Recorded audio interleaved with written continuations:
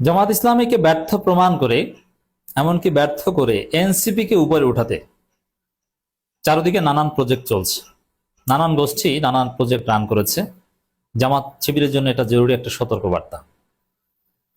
ভারত সহ বিরাট একটা গোষ্ঠী চায় যে বিএনপি সরকারে থাক 2042 সাল পর্যন্ত, এবং জামাত এবারকার বিরোধী দল, সামনের বার যেন জামাত প্রধান বিরোধী দল না হতে পারে। জামাতের চাইতে দুই একটা সিট বেশি পেয়েও যেন, দুই একটা সিট বেশি পেয়ে হলে, অথবা জামাতের চাইতে এনসিপি কিছু সিট কম পেলেও স্বতন্ত্র বা অন্যান্যদের সহযোগিতায় যেন এনসিপি প্রধান বিরোধী দল হতে পারে। এখন থেকেই সেই প্রজেক্ট বাস্তবায়নের চেষ্টা চলছে। নানান উদ্যোগ দৃশ্যমান আমরা লক্ষ্য করছি। তো দর্শক,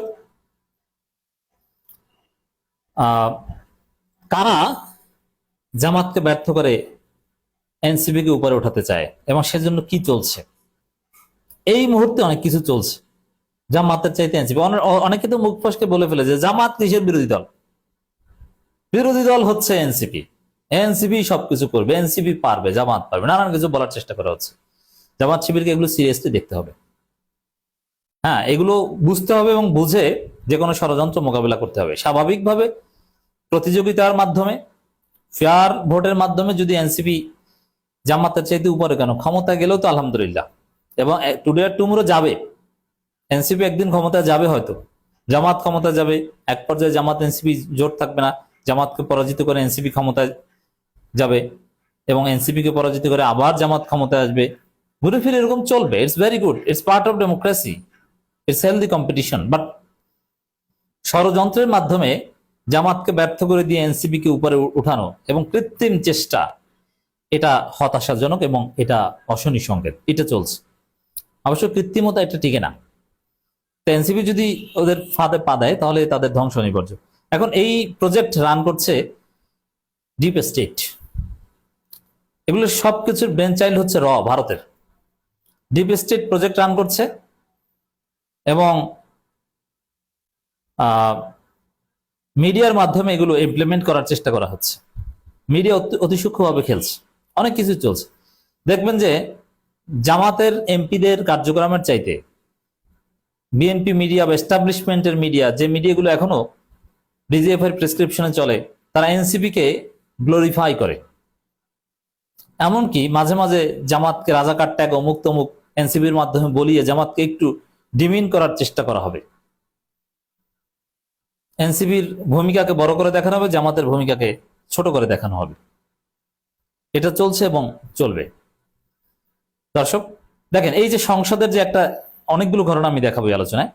সংসদে যে আপনারা একটা দৃশ্য দেখেছেন যে জামাত নেতারা জাতীয় সঙ্গীত গাওয়ার সময় দাঁড়িয়ে যায়নি, হাসনাত আব্দুল্লাহর আহ্বানে তারা দাঁড়িয়েছে। ডিবিসি থেকে শুরু করে অনেক মিডিয়া এইভাবে রিপোর্ট করেছে, বা অধিকাংশ মিডিয়া এইভাবে রিপোর্ট করেছে। এর মানে কি? জামাত ভালো না, তারা জাতীয় সঙ্গীতকে সম্মান করে না। এনসিপি ভালো, এরা জাতীয় সঙ্গীতকে সম্মান করে। তো এনসিপির চাপে জামাত দাঁড়িয়েছে, দেখছো? এনসিপি ভালো। তো এটা, এই যে প্রজেক্ট যে জামাতকে ব্যর্থ করে এনসিপি উপরে ওঠানো, তার একটা অংশ। আসলে বাস্তবতা কি? বাস্তবতা হচ্ছে জাতীয় সঙ্গীতে জামাতও দাঁড়ায়, এনসিপিও দাঁড়ায়, কোনো পার্থক্য নাই। এমনকি শোক জানানোর জন্য যে দাঁড়ানো, যেটা নিয়ে ধর্মতাত্ত্বিকদের মধ্যে অনেকের মধ্যে ইখতিলাফ আছে, সেখানেও জামাত দাঁড়ায়। জাতীয় সঙ্গীত গাওয়ার সময় দাঁড়াতে জামাতের কোনো আপত্তি নেই। অযাচিত ভাবে জামাতকে ছোট করা যায়। ঘটনা কি? যেমন রাষ্ট্রপতি আসার সময় দাঁড়ানো, এটা একটা রীতি, কিন্তু যেহেতু এই রাষ্ট্রপতিকে জামাত এনসিপি রেসপেক্ট করে না, তারা দাঁড়াবে না। এটা ছিল তাদের সিদ্ধান্ত। রাষ্ট্রপতি আসার সময় বিএনপি দাঁড়িয়ে গেছে, আর জামাতের লোকজন প্রতিবাদ করতে অনেকে দাঁড়িয়ে গেছিল, কিন্তু এই সম্মানজনক দাঁড়ানো অ্যাভয়েড করতে জামাত বসে পড়েছে। ওদিকে মাইকে ডিস্টার্ব, সাউন্ড সিস্টেমের সমস্যা। রাষ্ট্রপতি এসেছে, অনেক কিছু মৌখিকভাবে ঘোষণা দেওয়া হয়েছে, সাউন্ড সিস্টেম ফাংশন করে না। অবশ্য এখন ঠিক করা হচ্ছে, আগামী অধিবেশনের বা আগামী রবিবার আগে ঠিক হয়ে যাবে আশা করা যায়। এর মধ্যেই হঠাৎ জাতীয় সঙ্গীত বাজা শুরু করেছে। কিন্তু টিভিতে বা আমরা যারা দূর থেকে দেখি, আমার কথা ছিল যাওয়ার সংসদ অধিবেশনের দর্শক হিসেবে, কিন্তু যেতে পারিনি ব্যক্তিগত কারণে। তো সেখানে দূর থেকে যারা আমরা দেখি, তারা তাদের কাছে সাউন্ড ক্লিয়ার এসেছে, কিন্তু ভিতরে সাউন্ড ক্লিয়ার আসতে পারেনি। অনেক এমপি কে কিন্তু তার সিট পরিবর্তন করে বক্তব্য দিতে হয়েছে, এবং এই গয়েশ্বরচন্দ্র রায় একটা বিব্রতকর পরিস্থিতির মধ্যে পড়েছেন সাউন্ড সিস্টেমের দুর্বলতার কারণে। তো যার ফলে ক্লিয়ারলি শোনা যায়নি, এমনিতে হট্টগোল। ওই রাষ্ট্রপতিকে সম্মান না জানাতে বসে পড়েছিল, এর ফাঁকে কখন জাতীয় সঙ্গীত বাজিয়েছে এটা ক্লিয়ার শোনা যায়নি, কিন্তু দূর থেকে যারা টের পেয়েছে দেখেছে তারা সতর্ক করেছে যে জাতীয় সঙ্গীত শুরু হয়ে গেছে, দাঁড়ায় সাথে সাথে দাঁড়িয়েছে। আর এটাকে নিয়ে মিডিয়া নোংরা রাজনীতি করেছে, এর মাধ্যমে জামাতকে ছোট করেছে, এনসিপি কে উপরে উঠে দিয়েছে। এভাবে পদে পদে পদে পদে প্রত্যেকটা মুহূর্তে দেখবেন যে জামাতের চাইতে এনসিপি গ্লোরিফাই করবে বিএনপির মিডিয়া, ডিজিএফআই এর মিডিয়া, এস্টাবলিশমেন্ট, এমনকি ভারতীয় মিডিয়া। এমনকি এনসিপি সামনে 71 ব্যবসাও করবে, 24 ব্যবসাও করবে, জামাতকে দুইটার একটা করতে দেবে না। এখন পরিস্থিতির শিকার হয়ে তারা জোটে আছে, কিন্তু এই জোট তার একদিন থাকবে না। তো দর্শক, শুধু এটা না, দেখেন আর একটা ঘটনা ঘটেছে, এটা ওই ডিজিএফআই প্রজেক্টের একটা অংশ। পুলিশ হত্যায় আসিফ মাহমুদ, আব্দুল কাদের থেকে শুরু করে হান্নান সহ, হান্নান মাসুদ, এরকম প্রায় 42 জনের নাম উল্লেখ করে একটা মামলার আবেদন করা হয়েছিল, কিন্তু মামলাটি আদালত নেয়নি। এখন এই মামলাটা নিয়েও বিভিন্ন মিডিয়া বা অনেকে ন্যারেটিভ দাঁড় করানোর চেষ্টা করছে। দেখেছো, পুলিশ হত্যা মামলার আসামি হয় কই, শিবিরের কারো তো নাম নাই 42 জনের মধ্যে, নাম তো সব এনসিপির ছেলেদের বা এনসিপির যারা বঞ্চিত হয়েছে, বর্তমানে এনসিপির সাথে নাই, আব্দুল কাদের, মাহফুজ আলম, ওই গ্রুপটাকে গ্লোরিফাই করতে তারা একটা নতুন দল করছে, ওই গ্রুপটাকে গ্লোরিফাই করতেও নানান প্রজেক্ট হাজির করছে তাদেরকে প্রাসঙ্গিক করতে। এগুলো ডিজিএফআই এর সৃষ্টি। তো দর্শক, তো এইটা নিয়ে খুব বলা হচ্ছে যে এই যে দেখো, জামাত বা শিবিরের কারো নাম নাই, তাহলে এই 24 যেহেতু জাতীয় সংসদে মোটামুটি এস্টাবলিশ 24 ভিত্তিক সংসদ, প্রধানমন্ত্রী থেকে শুরু করে বিরোধী দল সবাই 24 বলে। 24 বা জুলাই জিকির, আমরা সংসদে জুলাই জিকির দেখেছি প্রথম দিন বৃহস্পতিবার, সেই হিসাবে 24 অনেক মূল্য, এটা প্রতিষ্ঠিত হয়ে গেছে, বিএনপিও ধারণ করে জোরালো ভাবে। অর্থাৎ 24 আন্দোলনের নায়কদের একটা গুরুত্ব থাকবে।